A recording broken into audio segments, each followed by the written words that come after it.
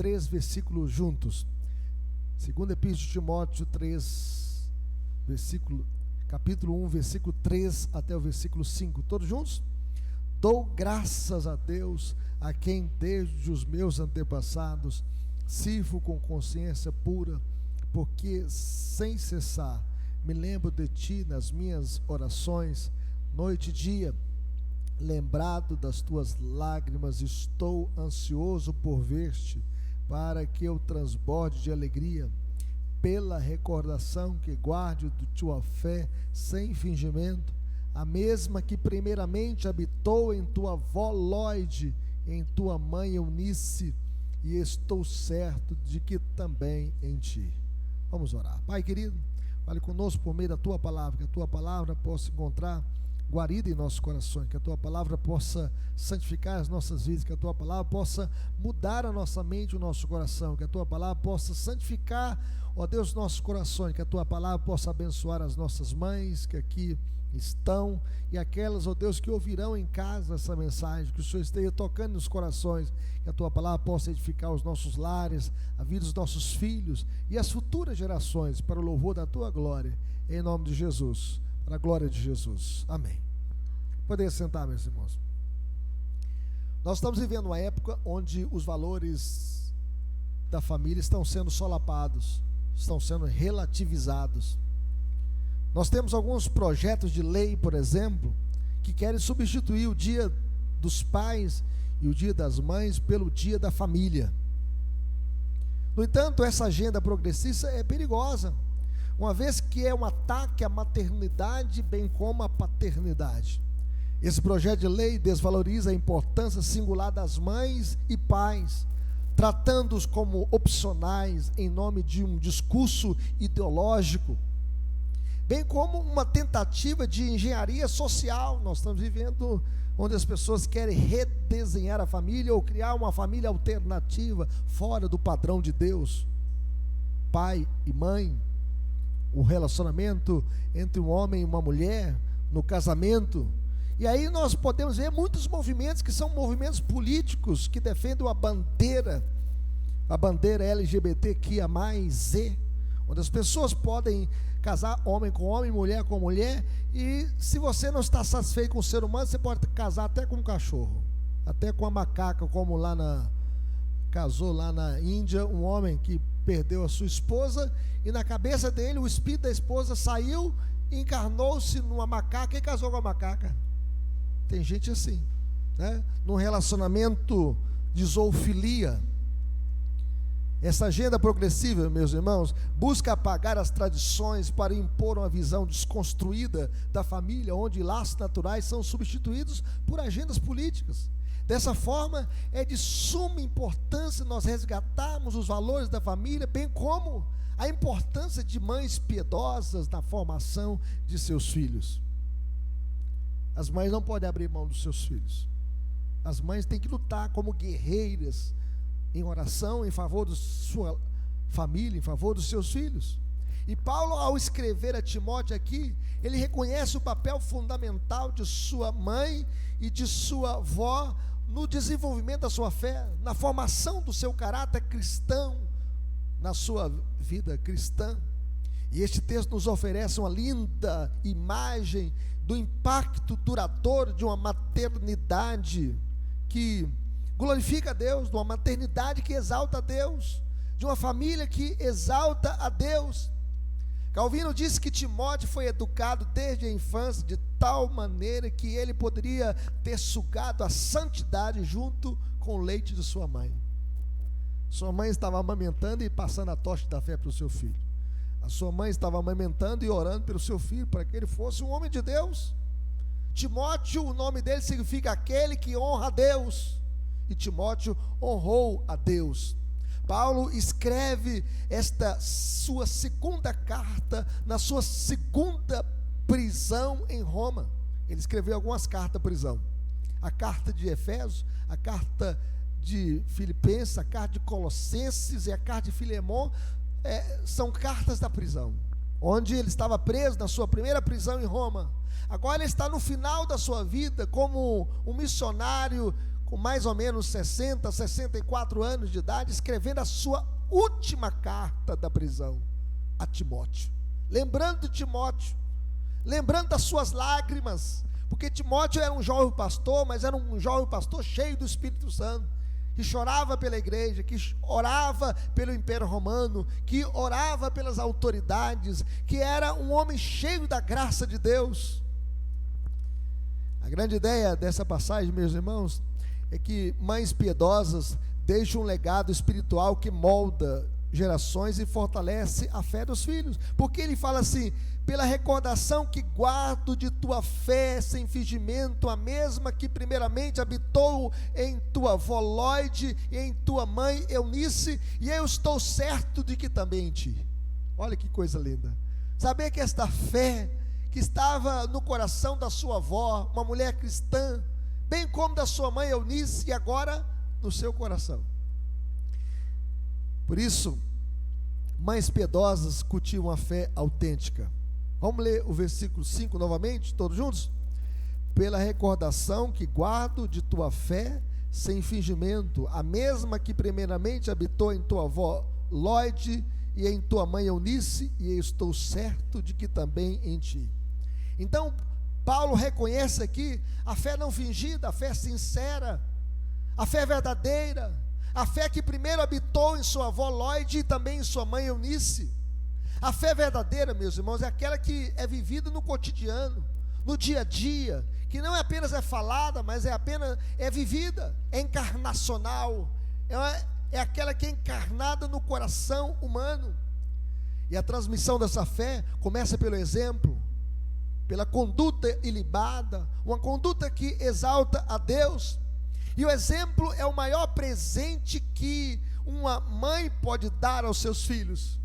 Um exemplo de vida vivida aos pés do Senhor, de uma mãe de oração, de uma mãe intercessora, de uma mãe que se importa com Deus, com os valores de Deus, de uma mãe que não abre mão dos seus filhos. A sua vida fala mais alto do que as suas palavras. Eu fico pensando, uma mãe que, quem sabe o filho está longe de Deus, e ela chega de madrugada, levanta de madrugada, vai à beira da cama do filho orar por ele, para que ele possa se converter.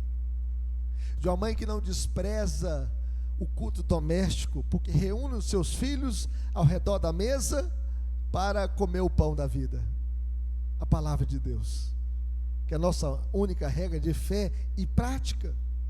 Mas essa prática, meus irmãos, do culto doméstico, nós temos nos perdido. Sabe por quê? Por causa das redes sociais, por causa da televisão, por causa de outros compromissos, e a gente então relega a vida com Deus em segundo plano na nossa vida. A gente para de jejuar, para de interceder, para de orar, para de fazer o culto doméstico, para de conduzir os filhos para a escola dominical, para o culto à noite. A gente acha mais importante no domingo fantástico do que o culto, ou quem sabe as redes sociais. Nós podemos perceber que a mãe que se ajoelha ali perto da cama do seu filho e ora, embora o filho não possa entender naquele momento, mas ele está sendo marcado pela graça de Deus, marcado espiritualmente, marcado pela presença de Deus, porque na presença de Deus há plenitude de alegria. Mas seu testemunho diário fala mais alto que os seus conselhos. E que tipo de fé seus filhos estão vendo em você? Uma fé ansiosa ou uma fé que confia?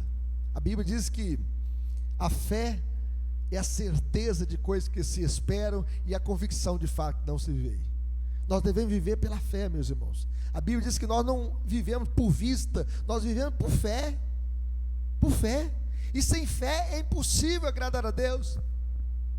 Como é que os seus filhos estão vendo a sua fé? Uma fé de domingo ou uma fé diária, todo dia, de segunda a segunda, de domingo a domingo?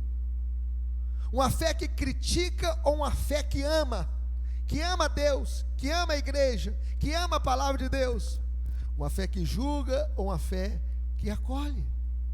Fico pensando, uma mãe na região que ela morava estava muito seco, né? E a igreja começou a orar, pedindo chuva, né? Aí o menino viu a mãe participando desta campanha de oração para que Deus pudesse mudar o tempo, o clima e mandar chuva.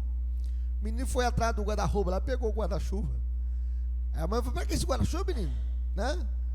Tem tantos meses que não chove. Aí o menino olhou para ela e falou: mamãe, não estou orando para chover?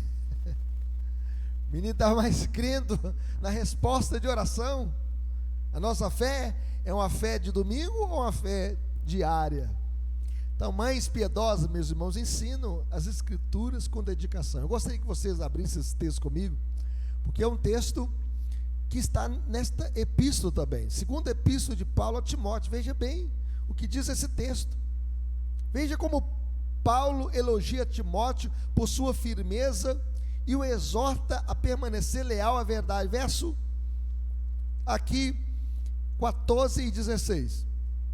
A inspiração, o valor e a utilidade das escrituras. Veja verso 14 e 15. Desculpa, 14 e 15. Vai aparecer aí na tela, né? Todos juntos?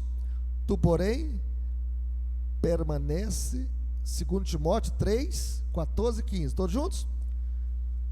Tu, porém, permanece naquilo que aprendeste, e de que foste inteirado, sabendo de quem o aprendeste, e que desde a infância sabes as sagradas letras, que podem tornar-te sábio para a salvação pela fé em Cristo Jesus.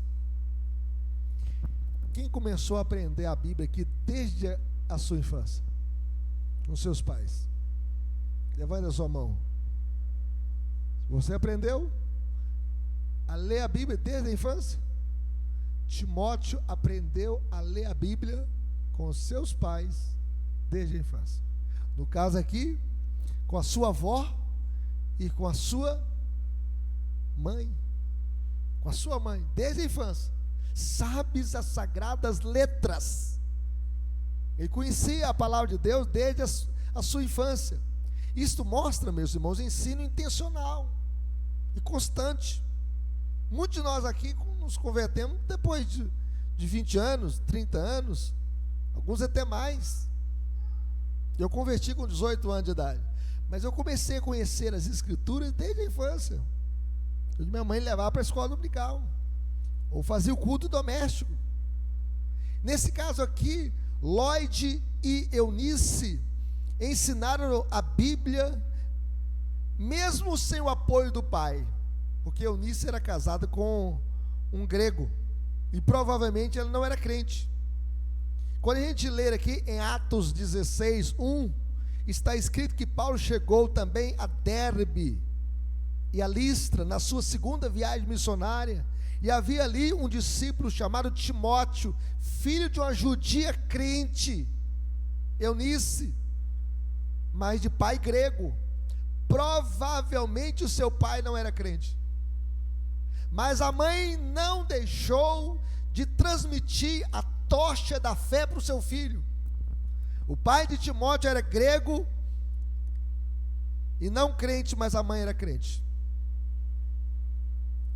A mãe ensinava. Alguns contam a história de Charles Spurgeon. Ele é chamado o príncipe dos pregadores, e ele também começou a conhecer as sagradas letras com a sua mãe desde a tenridade. Ele era um grande pregador da palavra de Deus. Ele era um batista, calvinista, e ele pregava no tabernáculo, chamado Tabernáculo da Fé, na Inglaterra. Escreveu muitos livros, lições aos meus discípulos, e ele fez uma oração dizendo: bendigo a Deus por minha mãe, que me ensinou a orar antes que eu soubesse falar. Já pensou? Ainda ele não estava sabendo falar, e a sua mãe estava ensinando o filho a orar, a falar com seu Pai Celestial, desde a tenridade, meus irmãos, desde a tenridade. Quer dizer que aquelas pessoas que vão casar ainda, né, vão ser mães, olha, no ventre materno tem que orar para o filho. Sabe para quê? Para que ele seja cheio do Espírito Santo. Eu pergunto aos irmãos: o filho pode ser cheio do Espírito Santo no ventre materno? Pode. E você sabe citar um exemplo de um filho que foi cheio do Espírito Santo desde o ventre materno?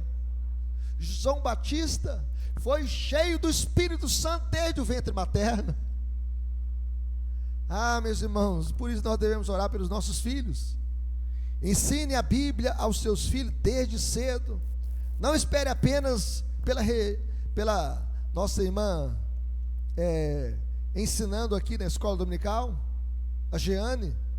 Não espere apenas pela escola dominical. Ensine o seu filho a Bíblia. Não espere apenas da igreja. A igreja é uma parceira, mas a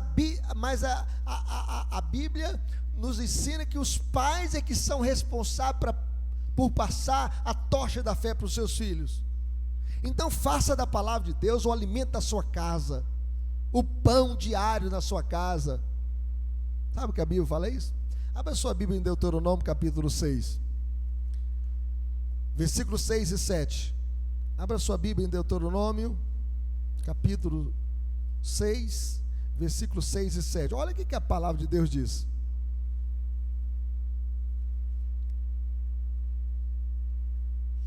Vamos ler juntos esse versículo, todos juntos? Estas palavras que hoje te ordeno estarão no teu coração. Tu as inculcarás a teus filhos, e delas farás assentado em tua casa, e andando pelo caminho, e ao deitar-te e ao levantar-te. Então a palavra de Deus tem que estar no coração dos pais. O que os pais têm que fazer? Tu as inculcarás. O que é inculcar? É colocar na mente, colocar na cabeça, é colocar na cachola. Já viram essa expressão? Cachola quer dizer a cabeça. Nós devemos inculcar na mente dos nossos filhos a palavra de Deus. Hoje teve almoço em família lá, dia das mães. Aí eu entrei no banheiro da casa da Ari, já coloca lá o versículo, Salmo 16, 11. Sabe o que está escrito em Salmo 16, 11? Na presença do Senhor há plenitude de alegria. Aí você vai correr para o outro banheiro. Quer correr do versículo? Tem outro versículo lá. Ela coloca versículos na palavra na sua casa. E está sempre renovando esses versículos. Tu as inculcarás a teus filhos, e delas farás assentado em tua casa, andando pelo caminho, e ao deitar-te e ao levantar-te. É assim que nós devemos, meus irmãos. Mas hoje as pessoas estão viciadas, é o quê? Ó, já viu? No celular assim, né? Ou no computador. Ou as pessoas têm paciência de ver 2 horas o jogo de futebol e depois a resenha do jogo, mas não tira tempo para ler 2 horas direto a Bíblia. Quem tem costume aqui de ler a Bíblia 2 horas por dia? 2 horas por dia, já pensou? É muito tempo, pastor. Mas quantas horas as pessoas ficam no celular por dia? Você sabe? Quantas horas? Gabriel, quantas horas as pessoas ficam no celular por dia? Muitas horas. Quantas muitas horas por dia? Sabe, Marta? 5? A média são 10 horas por dia. 10 horas por dia é a média. As pessoas não têm mais tempo para Deus, mas tem tempo para 10 horas no dia ver o celular. Tem gente que até acidenta, né? Está dirigindo no celular. Já vi uma moça uma vez que andando na rua e ela estava tão ligada no celular que ela não viu o bueiro, prendeu a perna no bueiro. Já viu aquela foto? Presa no bueiro por causa do celular. Vocês já notaram que as pessoas, eu não sei se vocês reparam as pessoas como eu reparo quando eu ando na rua. As pessoas não andam mais na rua olhando para as pessoas, olham na rua olhando o celular. Já notaram isso? Ou eu estou inventando histórias aqui? Ou sou eu que observo isso? Não é verdade? As pessoas colocam o celular assim, vão falando, conversando, né? Ou digitando aqui, ó, né? 10 horas por dia. E quando ele fala, tem que ler a Bíblia, Bruno, 2 horas por dia, é muito? Não, pastor. O texto diz que nós devemos inculcar na mente dos nossos filhos a palavra de Deus, delas andando, né, pelo caminho, ao deitar-te e ao levantar-te. Agora vejam bem, meus irmãos. Mas em terceiro lugar, mães piedosas deixam um legado que impacta as gerações. Vamos ler o verso 5 novamente. Abra sua Bíblia nesse texto aí. Como é que a gente vai impactar as gerações se a gente não passa a tocha da fé para eles? Que a fé que a gente vive é a fé de domingo à noite. Não, a gente tem que viver a fé todo dia, de segunda a segunda. Veja o que diz o verso 5, todos juntos? Pela recordação que guarda o quê? De tua fé sem fingimento, a mesma que primeiramente habitou em tua avó Lóide, em tua mãe Eunice, e eu estou certo de que também em ti. Vocês podem ver uma geração passando a fé para outra geração? Uma avó que passou a fé para sua filha Eunice, e a sua filha Eunice ensinando quem? Timóteo. A fé de Lóide, irmão, passou para Eunice, que passou para Timóteo. E isso é o que? É um legado espiritual. Os pais às vezes têm preocupação, não, tem que deixar uma herança para os filhos. Mas e o legado da fé? E a herança espiritual? Não sabemos muito, meus irmãos, sobre essas mulheres, mas seus nomes estão registrados na eternidade, sabe por quê? Porque elas plantaram a fé no coração de Timóteo. E a gente pode perceber que a gente precisa também passar a tocha da fé para as nossas gerações futuras. Veja o que diz o Salmo 78. Abra sua Bíblia no Salmo 78. Veja o que diz esse texto. Olha o que a palavra de Deus diz. Salmo 78. Vamos ler esses versículos. Versículo 3 e 4. Vamos ler comigo? O que ouvimos e aprendemos, o que nos contaram nossos pais, não encobriremos a seus filhos, contaremos à vindoura geração os louvores do Senhor e o seu poder e as maravilhas que fez. Não é isso que nós devemos fazer? Aquilo que nós ouvimos não pode ficar só para nós. O que nós estamos aprendendo aqui não pode ficar só para nós. Nós devemos transmitir a tocha da fé para as futuras gerações. É como se acendêssemos uma vela. A gente acende uma vela e a gente acende outra vela, e assim outras são acesas. É como a tocha, meus irmãos. Já viu aquela corrida de tocha, né? Que a pessoa vai passando a tocha para as futuras gerações. O impacto, meus irmãos, da fé de Eunice alcançou Timóteo, e por meio de Timóteo, igrejas inteiras foram tocadas por Deus. Já pensou um jovem ter duas cartas endereçadas no seu nome? A primeira carta a Timóteo, a segunda carta a Timóteo. Olha a importância destas mulheres na vida deste jovem pastor. O que uma mãe planta hoje, meus irmãos, Deus pode usar por décadas e até por gerações depois. A mãe de John Wesley foi uma mulher de oração, e John Wesley foi um grande pregador na Inglaterra, foi um grande avivalista, um grande homem de Deus.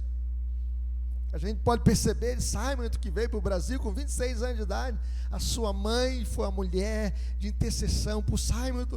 Simon chegou aqui com 26 anos de idade, plantou a igreja presbiteriana no Brasil. Quando ele saiu daqui, quando ele morreu, já tinha 5 igrejas plantadas, um ex-padre convertido, José Manuel da Conceição, um seminário, uma imprensa evangélica, que era um jornal que ele falava assim: eu estou pregando aqui no Rio, mas o Brasil é de dimensões continentais, eu preciso transmitir essa mensagem para outras pessoas. Então ele pegava esse jornal, mandava para os bispos, mandava para as autoridades do seu tempo, e o jornal Imprensa Evangélica rodou o Brasil inteiro.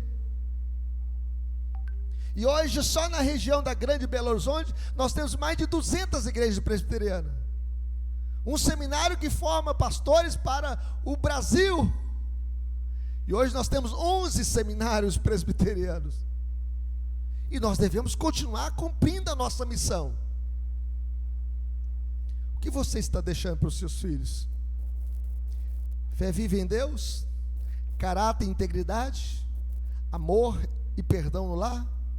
Temor do Senhor e prioridade na vida espiritual? Fico pensando, certa feita eu fui em Mantena, eu estava no 4º ano do seminário. Aí fui fazer uma visita à senhora, que ela tinha perdido o filho, e o pastor me contou a história dessa mulher. Diz que quando o menino era pequeno, ele chegou em casa com um botijão de gás. E a mãe falou assim: menino, o que vale esse botijão? Não vale nada. Nós não temos fogão. Aí daqui a pouco o menino chegou ao fogão. Ele roubou o primeiro botijão, não tinha fogão, e ele roubou o botijão também. E esse menino começou a praticar pequenos furtos. E chegou a 18 anos e continuou sendo ladrãozinho na cidade de Mantena. Até que ele ficou preso. Ficou preso na cadeia pública de Mantena.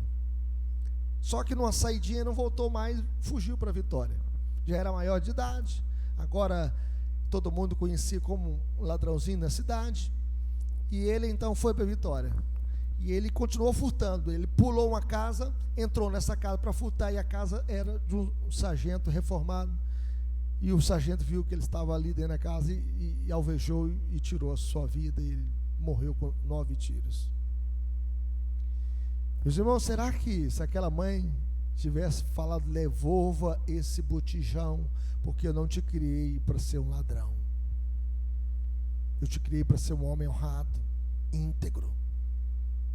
Se o seu filho chegar com 100 reais dentro da sua casa, tem que perguntar onde que ele trouxe esse dinheiro. Se ele chegar com a bicicleta que você não deu, você tem que perguntar quem é que te deu. Se ele chegar com um tablet, com um celular, e você não deu, você tem que perguntar quem é que concedeu aquele celular. Porque senão você está preparando o seu filho para ser ladrão. E o fim dele pode ser o cemitério, cadeia ou uma vida desgraçada deste mundo. Por isso nós devemos ensinar o caráter, a integridade, amor e perdão no lar, e o temor do Senhor, porque o temor do Senhor é o princípio do saber. Um patrimônio, meus irmãos, passa, mas a fé, ela permanece para a eternidade. Concluindo, mães piedosas são tesouros preciosos. Nós precisamos de mães como Lloyd e como Eunice. Lloyd e Eunice, elas não foram influências. Elas não conheciam o mundo tecnológico que nós conhecemos hoje. Elas não foram famosas aos olhos do mundo, mas foram poderosamente usadas por Deus para formar um grande líder na igreja primitiva, para formar Timóteo. O mundo precisa de mães assim, mães que oram, mães que educam os seus filhos, mães que ensinam os seus filhos, e mães que vivem uma fé sincera, uma fé verdadeira, uma fé genuína. Será que eu posso encontrar hoje aqui mães intercessoras, mães de fé, mães de oração? E vocês que serão futuras mães, será que vocês querem criar os seus filhos como Lloyd e Eunice educou Timóteo para a glória de Deus, para honrar a Deus? Nós temos um desafio, meus irmãos, e os desafios continuam, que nós possamos valorizar a maternidade. Maternidade é um ministério, é um discipulado. Eu sempre falo, quando a igreja está cheia de crianças lá, olha a responsabilidade, viu, Bruno e Rayane, de levar o Caleb na igreja, de conduzir os filhos à casa de Deus. Honrem, né, esse momento, invistam na fé dos seus filhos. É importante, viu, Ana, trazer os seus filhos para a casa de Deus. É importante os filhos serem levados para os pais, porque às vezes nós queremos mais o sucesso material, financeiro, estudantil dos filhos, que às vezes o sucesso espiritual. Aos filhos, meus irmãos, honrem suas mães piedosas. Eu tenho uma lembrança dos cultos domésticos que minha mãe realizava no sítio dela, lá em São Domingos, reunia os filhos e fazia o culto doméstico. É de suma importância ter essas lembranças no coração. Se você teve uma mãe que orava por você e ensinava a palavra de Deus, agradeça. E não negligencie esse legado. Agradeça a Deus. E também a igreja, meus irmãos. A igreja tem que apoiar. É bom fazer, fizemos hoje o café do Dia das Mães. E hoje iremos ter um café aqui no Dia das Mães. O Ronaldo fez com a Ângela ali o café. Então, esse momento, para que a gente possa encorajar as mães a serem mulheres piedosas, mulheres de oração, mulheres que possam não apenas gerar filhos, mas gerar filhos no coração também, para que possam ensinar os seus filhos para a glória de Deus. E eu quero encorajar as jovens aqui a seguir esse exemplo. Mesmo vocês ainda que não têm filhos, siga o exemplo das mães piedosas, das mães que tiveram filhos para a glória de Deus. Siga o exemplo. Nós vivemos numa geração que não quer mais a maternidade, uma geração que quer criar pet, mas não quer criar filhos, uma geração onde os influenciadores deste mundo depõem contra a família, mas nós devemos honrar a família, nós devemos glorificar a Deus. Eu fui pastor de uma igreja lá em Mantena. Quando eu peguei a primeira ata da igreja, os pais tinham 10, 13, 15 filhos. E quando eu fiz a relação assim, tinha 275 membros maiores e 204 membros menores. Já pensou? A igreja cheia de crianças, para a glória de Deus. Nós possamos, meus irmãos, educar os nossos filhos para a glória de Deus. Nossos filhos pertencem ao Senhor. Existem muitos pais que às vezes falam assim: eu estou criando meu filho para o mundo. Não, você está criando seus filhos para a glória de Deus. Para a glória de Deus. Eu conheci uma história de um pastor que ele havia perdido os filhos tinham desviado, e ele tirou 1 ano de licença, e ele orou a Deus naquele ano, e os 4 filhos voltaram, e ele falava assim no púlpito da igreja: eu não criei filhos para povoar o inferno, eu não criei filho para Satanás. E hoje os 4 filhos dele são crentes, e um deles é pastor para a glória de Deus. E eu quero dizer para você, mãe, como ser uma mãe que transmite a tocha da fé para os seus filhos. Conviveremos orando com e pelos seus filhos. Não deixe de orar com os seus filhos, não. A oração é um meio de graça que fortalece a fé e aviva os corações. Nós devemos orar. Nós devemos ser um povo de oração, um povo que clama ao Senhor. Nós desaprendemos muitas vezes o caminho da oração, e não tem vitória sem oração. Não tem um lar feliz sem oração. Não tem uma família feliz sem a presença de Deus. E nós invocamos o nome do Senhor através da oração. Mas em segundo lugar, como viveremos? Vivendo o Evangelho no cotidiano. O Evangelho tem que ser encarnado, meus irmãos. E nós devemos viver o Evangelho com paciência, com amor, com perdão, com ternura, com perseverança. Vivendo o Evangelho no cotidiano, o Evangelho precisa ser encarnado na nossa família. Porque às vezes eu sinto, meus irmãos, e muitas vezes a gente ouve a palavra aqui, entra aqui e sai aqui. A gente ouve a palavra aqui e não pratica nada do que a gente está ouvindo aqui. A gente não ora. A gente dorme como um cavalo e levanta como um burro. Porque a gente não para orar, para interceder, para clamar ao Senhor. Nós vivemos como se fosse mundanos, vivemos sem valorizar as coisas de Deus, vivemos como se fosse o ímpio. Lembro do pastor Adão, que falava assim: o crente é visto pela diferença, não pela semelhança. O crente tem que ser diferente. Já pensou esses 2 jovens que foram criados lá na igreja? Esse jovem que matou essa menina, filho de crente, membro da UPA. Que evangelho que esse menino tinha? Tinha nada do evangelho. O menino que avança e mata com a tesoura uma menina, dizendo que é bullying, isso ele não tem nada da palavra de Deus. Ele está cheio de ódio, está cheio de ressentimento, está cheio de pecado. Conviveremos, meus irmãos. Em terceiro lugar, compartilhando as histórias da Bíblia. Nós estamos vivendo um tempo onde os crentes são analfabetos da Bíblia, não conhecem Bíblia mais.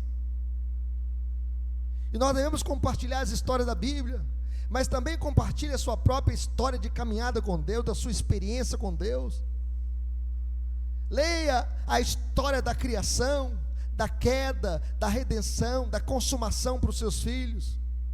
Leia o Sermão do Monte, leia as parábolas de Jesus, leia o sermão profético, leia as cartas de Paulo, leia Apocalipse. Quem já estudou Apocalipse aqui?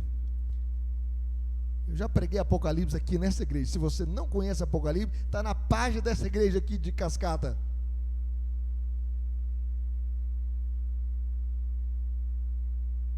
Está na página aqui do Cascata.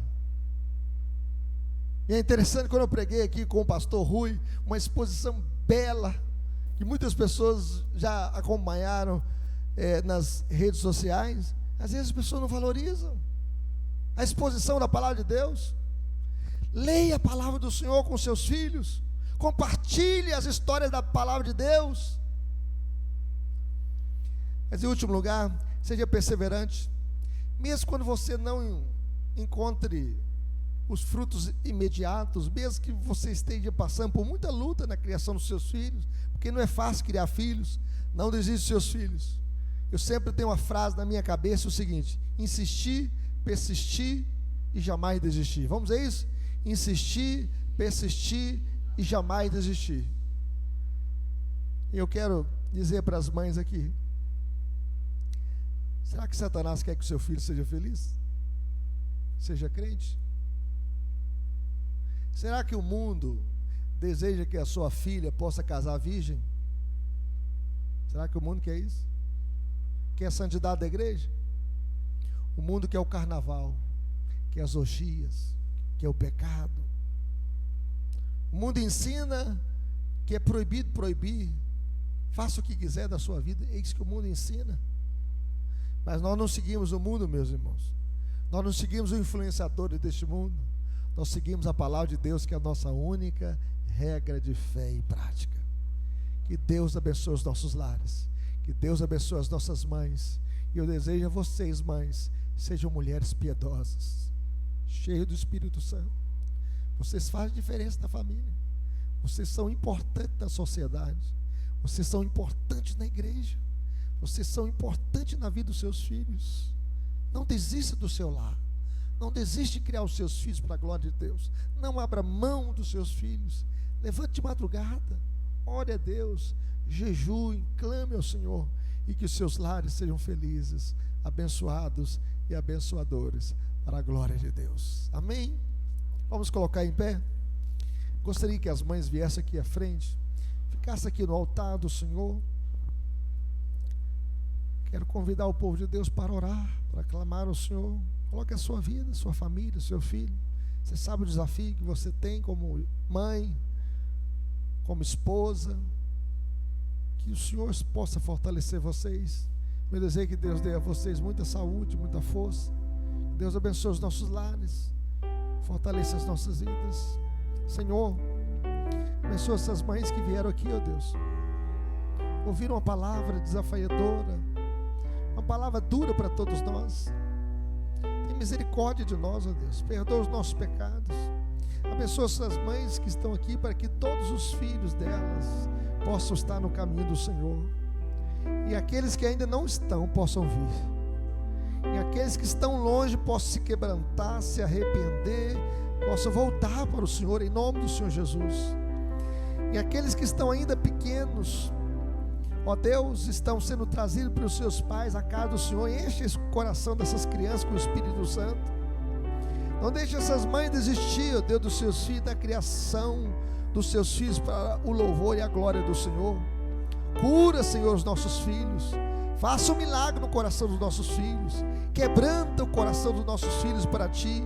Tira, Senhor Deus, todo o mal, toda a influência deste mundo caído, toda a influência das redes sociais, toda a influência, Senhor Deus, deste mundo que se levanta contra a família, contra Deus, contra o Evangelho, contra os nossos filhos. Tem misericórdia, Senhor. Sopra o Teu Santo Espírito sobre a nossa casa, Senhor. Que o Senhor esteja renovando as forças das mães que aqui estão, que elas sejam bênçãos no lar, bênção na igreja, bênção na sociedade, bênção no trabalho, bênção na escola, bênção em todo lugar, que elas sejam guardadas pelo Senhor. É o que nós pedimos, ó Deus. E fortaleça os filhos, ó Deus, para que eles possam honrar os seus pais, honrar as suas mães. Tua palavra diz: honra o teu pai e a tua mãe, que é o primeiro mandamento com promessa, para que te vá bem e seja longa a sua vida sobre a terra. É o que nós te pedimos, ó Deus, que o Senhor possa colocar as tuas mãos sobre nós e nos abençoar e nos santificar. Abençoa os irmãos que aqui vieram, ó Deus. Ó Deus, para que possamos, ó Deus, ter essa tocha da fé que habitou, ó Deus, no coração de Lloyd, no coração de Eunice e no coração de Timóteo, ó Deus, que foi criada para honrar o teu nome. É o que nós te pedimos, ó Deus. Nós queremos honrar o teu nome como Timóteo honrou, e assim queremos viver com a fé, não uma fé fingida, mas uma fé sincera, uma fé verdadeira, uma fé que o Senhor mesmo colocou no nosso coração. E é o que nós te pedimos no nome de Jesus, para a glória de Jesus, amém. Querido povo de Deus, povo mais feliz da terra, povo que tem o nome escrito no livro da vida, receber a bênção do Senhor. Que a graça de nosso Senhor e Salvador Jesus, o amor de Deus o Pai e as ternas consolações do Espírito Santo sejam com todos vós e sobre todo o povo de Deus, espalhado sobre a face da terra, desde agora e para sempre, amém. Deus abençoe vocês, mães, né? Deus abençoe você que acompanhou a transmissão. Deus abençoe todos os irmãos que vieram nesta noite, e nós convidamos a todos a participar, né, de um café, preparado ali pelo nosso Ronaldo e a Ângela. Nós estaremos tomando um café com leite e um pão de queijo. Vocês gostam de pão de queijo? Pão quentinho, hein? Vamos lá então. Deus abençoe a todos. Deus abençoe a todos os irmãos.